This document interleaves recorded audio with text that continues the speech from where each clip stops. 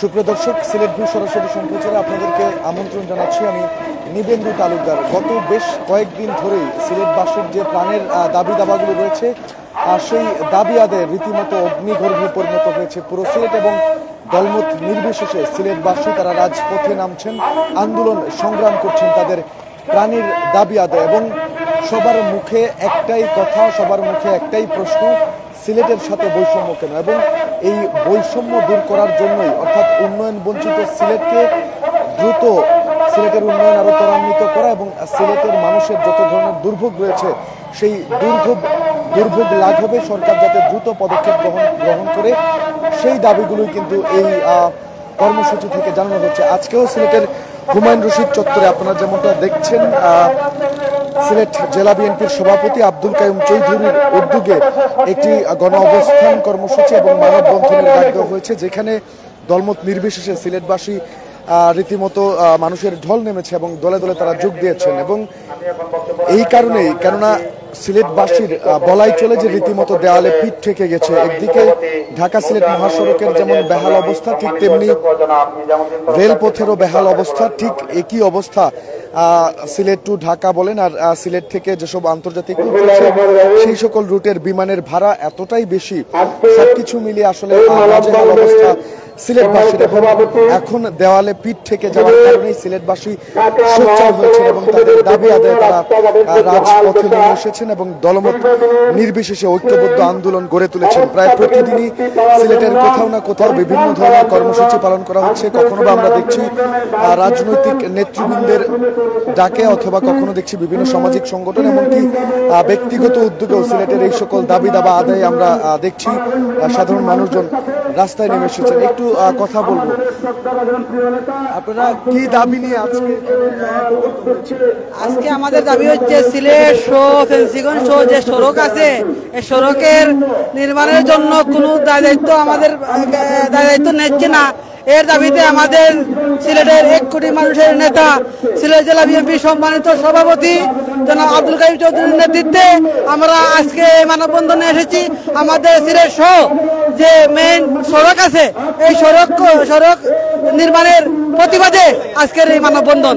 আজকে মানববন্ধনে যেসব সকল অংশগ্রহণ করেছেন সকলকে ধন্যবাদ জানিয়ে আজকে আমার সংক্ষিপ্ত বক্তব্য। ধন্যবাদ সকলকে।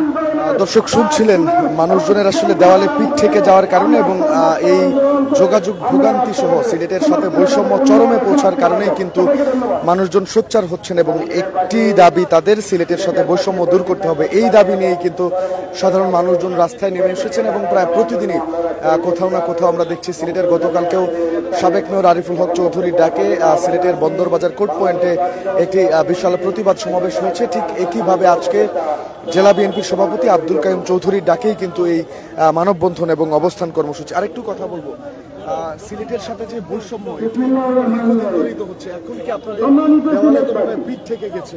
এই যে বৈষম্য করছেন আপনারা এখন? আসসালামু আলাইকুম। আসলে আমাদের অবস্থা খুবই খারাপ, আমাদের দেয়ালে পিঠ থেকে গেছে। এখন আমাদের আন্দোলন করা ছাড়া বিকল্প কোনো রাস্তা নেই। আপনারা দেখছেন যে ঢাকা থেকে সিলেট যেতে 15 থেকে 16 ঘন্টা সময় লাগে। পাশাপাশি ট্রেনের টিকিট পাওয়া আমাদের জন্য দুর্বিষহ হয়ে দাঁড়িয়েছে। সবকিছু মিলিয়ে আমরা কিন্তু একটা দুর্বিষহ জীবনযাপনের মধ্যে আছি। আমাদের এই সিলেটের সম্মানিত সভাপতি জনাব আব্দুল কাইয়ুম চৌধুরীর নেতৃত্বে আমাদের যে আন্দোলনের কর্মসূচি আমরা ঘোষণা করেছি, সেই কর্মসূচি আমরা অক্ষর অক্ষরে পালন করব। দাবি আদায় না হওয়া পর্যন্ত একের পর এক কর্মসূচি আমাদের থাকবে অবশ্যই।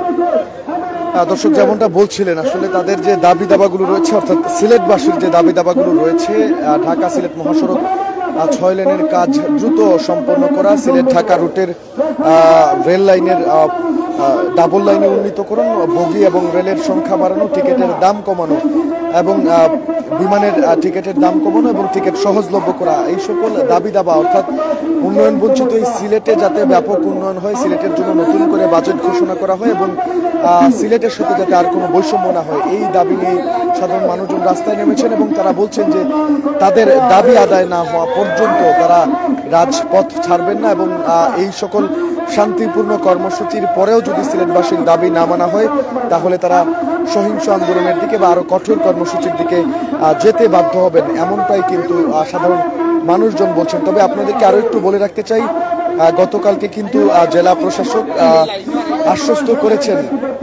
সিলেটবাসীর এই দাবির সাথে তিনি একাত্মতা পোষণ করেছেন এবং সিলেটের যে সকল সমস্যা রয়েছে অর্থাৎ সিলেটে ট্রেনের সংখ্যা বাড়ানো, ডাবল লাইনে উন্নীতকরণ এবং টিকিটের কালোবাজারি রোধ করতে তিনি সংশ্লিষ্ট কর্তৃপক্ষের সাথে কথা বলবেন, তাদের সাথে যোগাযোগ করে সিলেটবাসীর দাবি তুলে দিবেন, ধরবেন এবং এটি খুব শীঘ্রই তিনি ব্যবস্থা নেবেন। এবং আপনাদেরকে আরও একটু জানিয়ে রাখতে চাই, এর আগেও কিন্তু একজন যুবক একাই তিনি চৌহাট্টায় অনশন করেছিলেন এবং তার মধ্য দিয়ে আসলে শুরু হয়েছিল এবং এরপরই আমরা দেখছি দীর্ঘ বেশ কিছুদিন ধরেই কিন্তু সিলেট আস্তে আস্তে উত্তাল হয়ে উঠছে এবং আজকে যে জায়গাটিতে একদম সিলেট ঢাকা মহাসড়কের যে প্রবেশ রুট রয়েছে অর্থাৎ হুমায়ুন রশিদ চত্বর, সেইখানে কিন্তু একটি পাশ অবরুদ্ধ করে সড়কের একটি পাশ যান চলাচল বন্ধ রেখে তারা আন্দোলন কর্মসূচি পালন করছেন, মানববন্ধন কর্মসূচি পালন করছেন, যেখানে হাজার হাজার মানুষ অংশগ্রহণ করেছেন এবং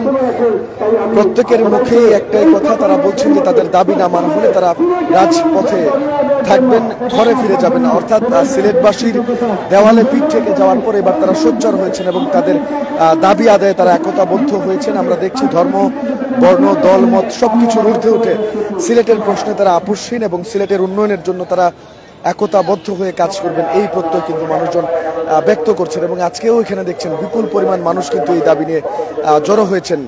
এবং আজকে সিলেট জেলা বিএনপির সভাপতি আব্দুল কাইয়ুম চৌধুরীর ডাকেই এই অবস্থান কর্মসূচি, গণ অবস্থান কর্মসূচি এবং মানববন্ধন, যেখানে আপনারা দেখতেই পাচ্ছেন রীতিমতো মানুষের ঢল নেমেছে এবং সিলেটবাসী প্রত্যেকে একটাই বলছেন, তাদের দাবি না মানা হলে তারা রাজপথ ছাড়বেন না, ঘরে ফিরে যাবেন না।